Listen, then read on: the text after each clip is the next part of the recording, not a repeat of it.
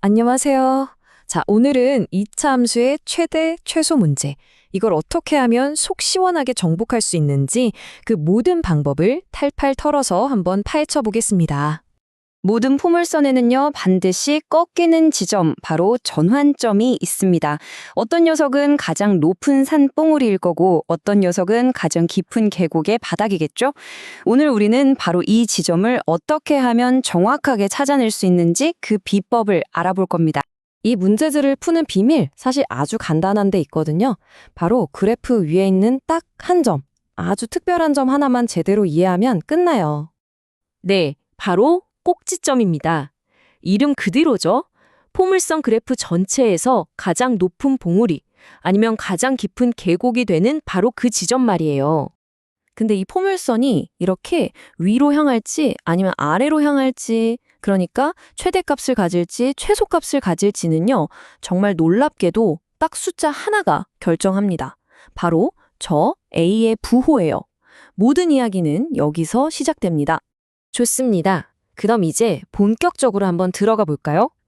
가장 쉬운 케이스부터 시작할게요. 함수가 아무런 제한 없이 그냥 양쪽으로 쭉 뻗어나가는 경우예요. A가 양수면 어때요? 그래프 모양이 아래로 볼록한 그릇 같죠? 그러니까 바닥, 즉 최소값은 있는데 위로는 끝없이 올라가니까 최대값은 없어요. 반대로 A가 음수면요? 위로 볼록한 산 모양이 되잖아요. 그러니 당연히 꼭대기, 최대값은 있지만 아래로는 한도 끝도 없이 내려가죠. 최소값은 없는 거예요. 그러니까 둘 중 하나만 가질 수 있다는 거, 이게 핵심입니다. 그러니까 결론은 뭐냐? X값에 아무런 제한이 없다? 그럼 고민할 것도 없이 정답은 무조건 꼭지점의 Y좌표, 바로 N이 되는 겁니다. 정말 쉽죠? 자, 그런데 세상이 이렇게 쉽기만 하면 재미없겠죠? 만약에 우리가 산 전체를 보는 게 아니라 여기서부터 저기까지만 갈 거야 하고 등산로 구간을 딱 정해놓는다면 어떻게 될까요? 즉, X의 범위가 제한되는 경우 말입니다. 바로 이 질문 하나가 모든 걸 결정합니다. 산의 정상, 즉 꼭지점이 우리가 가려는 등산로 구간 안에 들어오는가, 이게 우리 전략을 완전히 가르는 분기점이 되는 거예요. 헷갈리지 않게 딱 3단계로 정리해 드릴게요. 첫째, 일단 꼭지점의 X좌표를 찾는다. 둘째, 그 꼭지점이 우리가 정한 범위 안에 있는지 밖에 있는지 확인한다. 마지막 셋째, 후보가 될 만한 값들을 싹 다 비교해서 제일 큰 놈, 제일 작은 놈을 찾아낸다.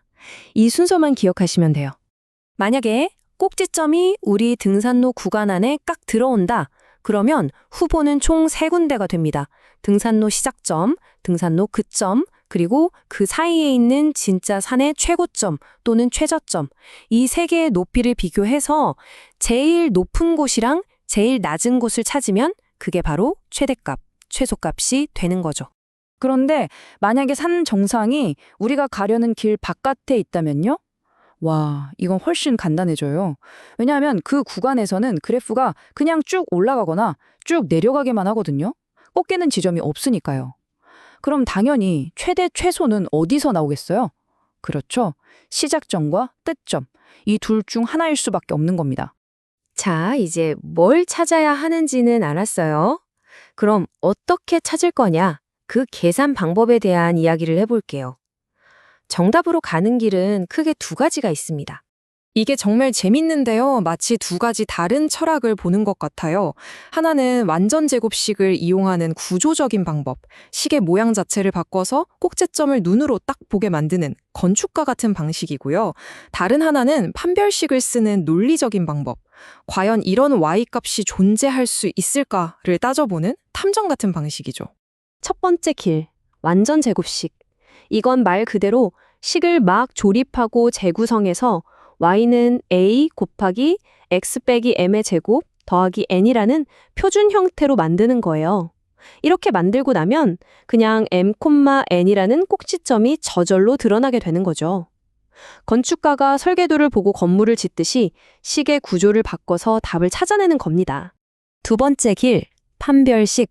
이건 접근법이 완전히 달라요. 먼저 식을 x에 대한 2차 방정식 ax제곱 더하기 bx 더하기 c-y는 0꼴로 정리해요. 그리고 묻는 거죠. 이 방정식을 만족하는 실수 x가 존재하려면 y는 어떤 조건을 만족해야 할까? 그 존재의 요건을 알려주는 게 바로 판별식 델타가 0보다 크거나 같다는 조건이고요. 이 부등식을 풀면 y의 범위가 나오는 아주 똑똑한 방식입니다. 특히 판별식을 쓰는 방법은요, 그냥 최대 최소를 구하는 걸 넘어서서 훨씬 더 복잡하고 어려운 문제까지 해결할 수 있는 정말 강력한 무기가 됩니다. 이 힘이 어떻게 발휘되는지 한번 제대로 보시죠. 이겁니다. 이게 핵심이에요. 한 변수의 범위에 대한 질문을 다른 변수의 존재에 대한 질문으로 바꿔치기 하는 것. y의 범위를 직접 구하려고 덤비는 게 아니라 관점을 바꿔서 이런 y 값을 만들어내는 실수 x가 과연 존재할 수 있는가? 라고 묻는 순간 문제가 완전히 다르게 보이기 시작하는 거죠.